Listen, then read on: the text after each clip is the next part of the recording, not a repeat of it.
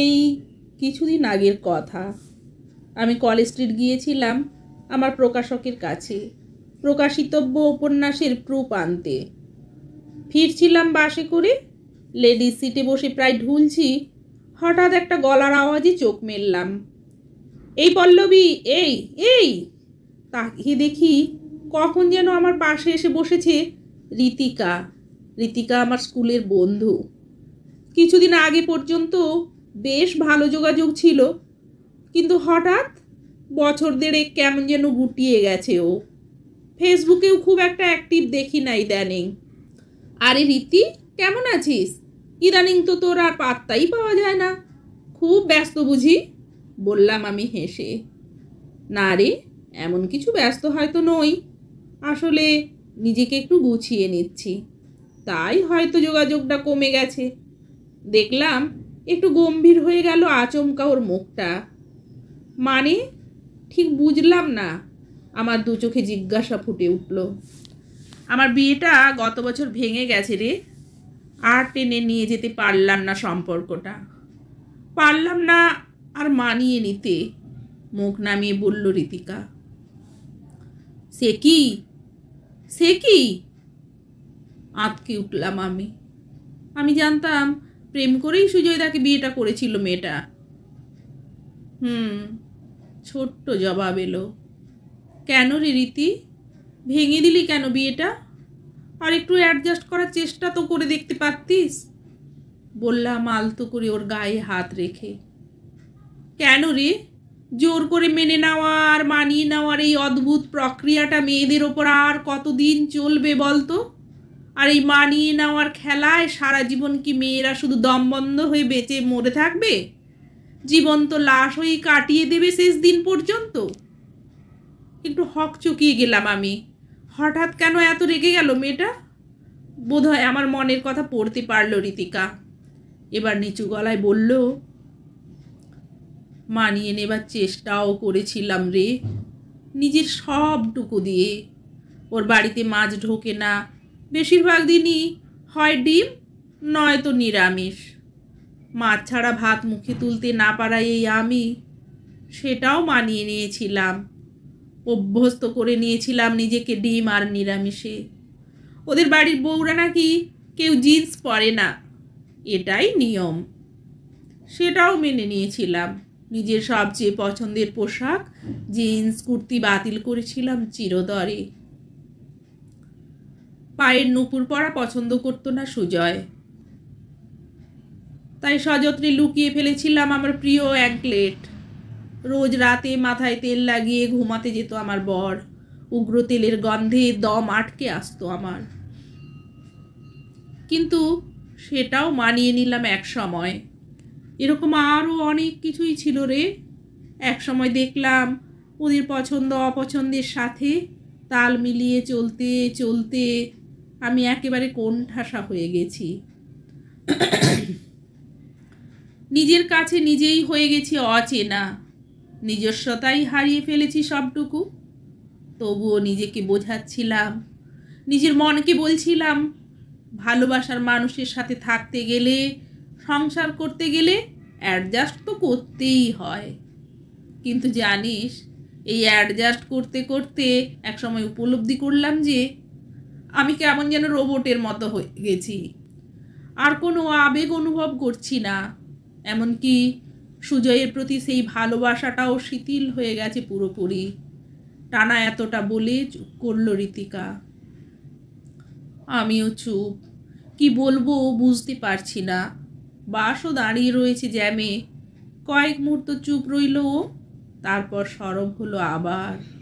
তবুও হয়তো চালিয়েই যেতাম এই মানিয়ে নেওয়ার খেলাটা, কিন্তু পরিস্থিতি বুঝিয়ে দিল এভাবে সত্যিই কিছু হয় না। আমার কোম্পানি হঠাৎ জানালো এবার থেকে মাঝে মাঝে নাইট শিফটে ডিউটি পড়বে আমার। বাড়িতে জানালাম, মেনে নিতে পারলো না।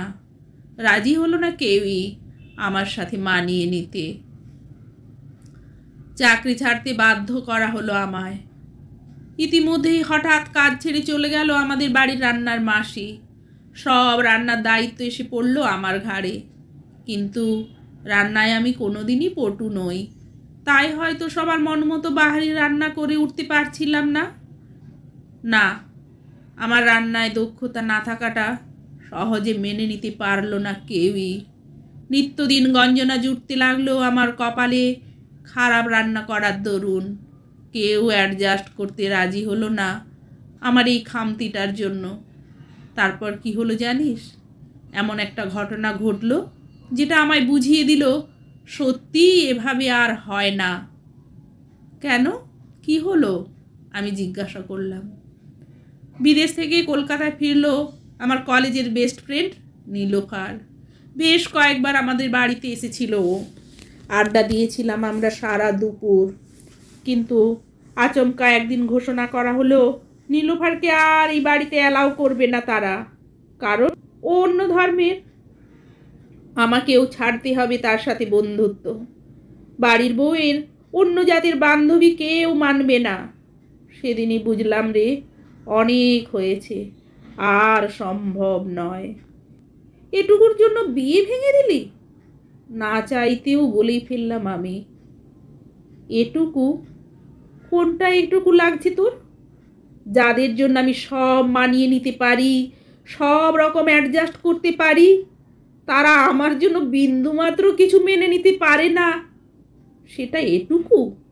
আসলে কি বলতো, সংসারের জন্য মেয়েদের এই মানিয়ে নেওয়াটাকে সবাই টেকেন ফর গ্রান্টেড বলে ধরে নেয়। আর যে যত বেশি মানিয়ে নেয় ততই তার ঘাড়ে অ্যাডজাস্টমেন্টের দায়িত্ব চাপিয়ে দেওয়া হয়। তাদের মনের খবর কেউ রাখার প্রয়োজন মনে করে না, সবাই ধরেই নেয় ও তো আছেই, সব কিছু মেনে নেবে, ও মানিয়ে নেবে সব কিছুর সাথে। আর অ্যাডজাস্ট করতে করতে কোণঠাসা হয়ে যাওয়া মেয়েটা, দম বন্ধ হয়ে আসা বাড়ির বউটা যেদিন প্রথমবার কোনো কিছু মেনে নিতে অস্বীকার করে প্রতিবাদ করে, সেদিনেই সে হয়ে ওঠে অবাধ্য স্বেচ্ছাচারী।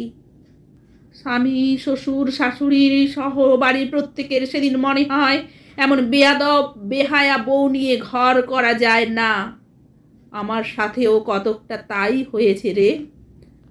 দেয়ালে পিঠ ঠেকে যাবার পর যখন আমি প্রতিবাদ করলাম, তখনই তাসের ঘরের মতো ভেঙে গেল আমার একতরফা অ্যাডজাস্টমেন্টে টিকে থাকা সংসার খেলাটা।